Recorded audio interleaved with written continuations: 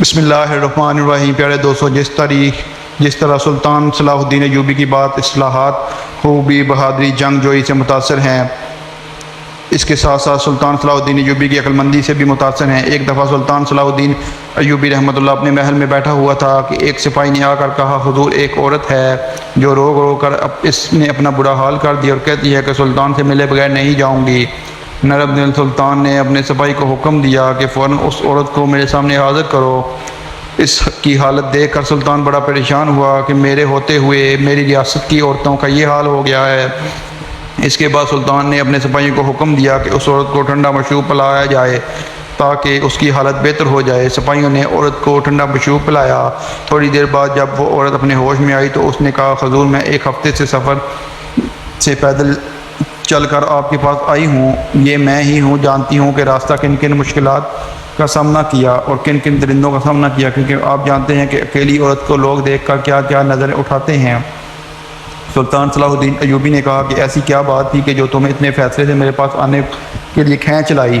تو اس عورت نے کہا کہ اے بہادر سلطان، میرا شوہر شراب پی کر مجھے بری طرح پیٹتا ہے، اور جب وہ شراب پیتا ہے تو نہ ہی اسے خیال رہتا ہے کہ اس کے ماں باپ ہیں، میرے بچے ہیں، اور وہ میرے ساتھ زیادتی کرنا شروع کر دیتا ہے۔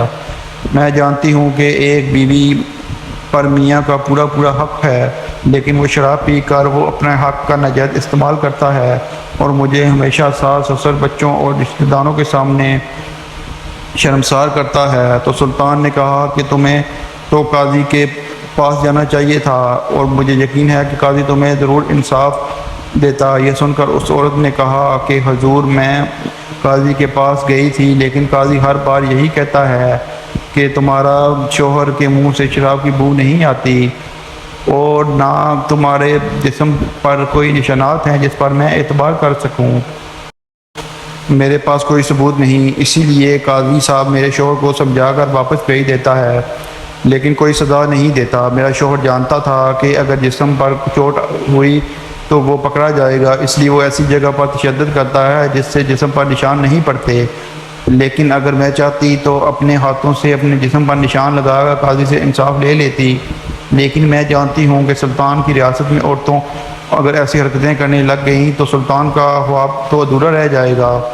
یہ سن کر سلطان صلاح الدین ایوبی بڑا خوش ہوا کہ اس کی سلطنت کی عورتوں میں اتنا شعور ہے کہ سلطان کی اعلیٰ مقصد کو بھی جانتی ہیں۔ پھر سلطان حیران ہوا کہ تمہارے شوہر کے منہ سے اس وقت شراب کی بو کیوں نہیں آتی؟ شراب ایک غلیظ چیز ہے جس کو پینے سے کئی وقت تک اس کے منہ سے بدبو آتی ہے۔ تو اس عورت نے کہا کہ میرے شوہر نے کسی شاطر حکیم سے ایسی دوائی لی ہے جس سے شراب کو پینے کے بعد جب یہ ہوش میں آ جاتا ہے تو وہ دوا پی لیتا ہے، اور وہ خاص بوٹیوں کی بنی ہوئی ہے جس سے منہ میں بو نہیں آتی۔ وہ دوائی لینے کے بعد قاضی اور آپ بھی اس کو نہیں پکڑ پائیں گے۔ اس حکیم کی دوا بڑی مشہور ہے، بڑے بڑے لوگ وہ دوا بڑی دور سے لے جاتے ہیں۔ یہ اس دوا کو لے لیتا ہے اور اس کے منہ کے شراب کی بجائے عطر کی خوشبو آتی ہے۔ یہ سن کر سلطان بڑا حیران ہوا اور اپنے سپاہیوں کو حکم دیا کہ جاؤ اس حکیم کو پکڑ کر لاؤ۔ ایک تیز ترین گھوڑے پر ایک سپاہی کو بھیجا اور اس کے شوہر کو فوراً میرے سامنے حاضر کرو۔ تھوڑا وقت گزرنے کے بعد سپاہی دوڑتا ہوا ہے اور اس کے شوہر کو سلطان کے آگے قدموں میں ڈال دیا۔ اس کی حالت بتا رہی تھی کہ یہ آدمی ایک نارمل انسان تھا، اس میں تمام وہی حاصلات دکھائی دے رہی جو اس کی بیوی بتا رہی ہے، لیکن سلطان حیران تھا کہ قاضی آخر انصاف کرنے میں کیوں ناکام نکلا۔ سلطان نے اس کے شوہر کو کہا، تم اپنے جرم کا اعتراف کر لو ورنہ تمہاری بری سے بری سزا دوں گا۔ تو اس نے کہا کہ اے بہادر سلطان، میں نے آپ کے بارے میں سن رکھا ہے کہ آپ عدل اور انصاف پسند ہو، ایماندار ہو، مجھے یقین ہے کہ تم مجھے بغیر ثبوتوں کے کوئی سزا نہیں دو گے۔ یہ سن کر سلطان کو اپنی آنکھیں چمکا لیں اور تھوڑی دیر سوچنے کے بعد سلطان نے حکم دیا کہ اس آدمی کو ایک پیالہ دودھ کا پلایا جائے۔ سلطان کے حکم سے اس آدمی کو دودھ کا پیالہ پلایا دیا گیا۔ تھوڑی دیر گزرنے کے بعد سلطان نے کہا کہ اے نوجوان، یہ جو تم نے دودھ کا پیالہ پیا ہے اس میں ایک ایسی تحریک ہے جس سے تمہیں آہستہ آہستہ اپنی موت کو پکارو گے۔ تمہیں موت زندگی سے بھی زیادہ اچھی لگنے لگے گی۔ اس سے بہتر ہے کہ تم سب بول دو، ہو سکتا ہے کہ تمہارا علاج کروا دوں۔ یہ ہو سکتا ہے مرنے کے بعد تمہیں قبر اور کفن بھی نصیب ہو، ورنہ تمہیں قبر بھی نصیب نہیں ہوگی۔ اگر موت بھی نہ آئی تو تم تو اسی طرح تڑپتے رہو گے۔ یہ سن کر نوجوان بڑا پریشان ہوا اور دیکھتے ہی دیکھتے زمین پر گر گیا اور کہا، حضور میں اپنی بیوی کو ہر ایک بات سے اعتراف کرتا ہوں، میں اس کے ساتھ ظلم بھی کرتا ہوں، شراب بھی پیتا ہوں اور اس کو اپنے رشتہ داروں کے سامنے شرمسار کرتا ہوں، کیونکہ جب میں شراب پیتا ہوں تو مجھے کسی چیز کی ہوش نہیں رہتی۔ یہ سن کر بادشاہ نے کہا، اے نوجوان، اب تم کھڑے ہو جاؤ، اس دودھ میں کوئی زہر نہیں، بلکہ تمہیں موت کے خوف سے اتنا کمزور بنا دیا کہ تمہیں چند ہی لمحوں میں زمین پر گر گئے، تو تم دیکھو کہ تم نے موت کی خبر سن کر تم اپنے کانپنے لگے، اور دیکھو جب تم پر موت آ جائے گی اور اگر تم اس طرح اپنے گناہوں کے ساتھ اپنے اللہ کے حضور پیش ہو گئے۔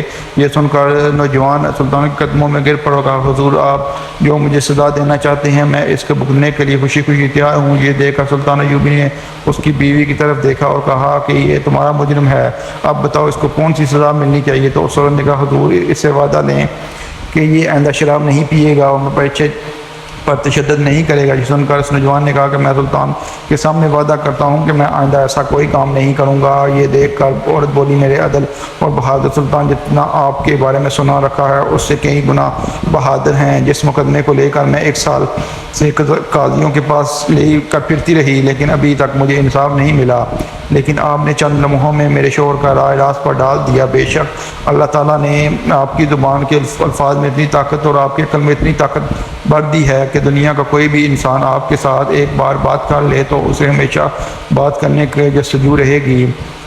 تمام لوگ سلطان کی پابندی سے بڑے متاثر ہوئے اور وہ سلطان صلاح الدین ایوبی کو دعائیں دیتے ہوئے وہاں سے چلی گئی۔ اتنے میں سپاہی اس حکیم کو ڈھونڈ کر لے آیا اور سلطان کے سامنے پیش کیا، تو سلطان نے کہا، اے بددل آدمی، تم اپنے مریضوں کو ایسی دعائیں دیتے ہو جس سے ایسی بیماری لگ جائے اور وہ اس کو جہنم تک لے جائیں۔ اے بدبخت نوجوان، تم چند پیسوں کے لیے اپنی حیات برباد کر رہے ہو۔ اس کے بعد سلطان نے اس حکیم کو جیل میں ڈال دیا اور حکم دیا اس نے جن جن مریضوں کو ایسی دعائیں دی ہیں ان کو شاہی حکیم سے علاج کروایا جائے تاکہ وہ بھی اس برائی سے بچ سکیں، کیونکہ مجھے یقین ہے کہ اس نے کئی ایسے مریضوں کو اس طرح کی عادت لگا رکھی ہوگی۔ ویڈیو دیکھنے کا بہت شکریہ۔ ہمارے چینل کو سبسکرائب کریں اور ویڈیو پسند آئی ہو تو کامنٹ ضرور کریں۔ اللہ حافظ۔